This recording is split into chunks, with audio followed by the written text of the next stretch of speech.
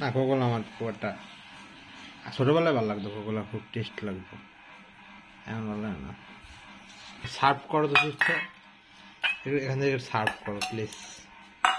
তোর মুখে হাসি, সে এখন ইফতারির অপেক্ষায় আছে, একটু পরে সে নুডলস দিয়ে ইফতারি করবে, কিন্তু ইফতারির টাইম পার হয়ে গেছে যদিও, সমস্যা নাই।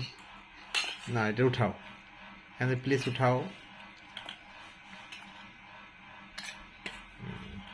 নুডলস দিয়ে আজকে ইফতারি হবে, আজকে আর কিছু আনা হয়নি। ছেলেটির মা তাকে ছেড়ে মামা বাড়ি গেছে, সে একা একা আসছে,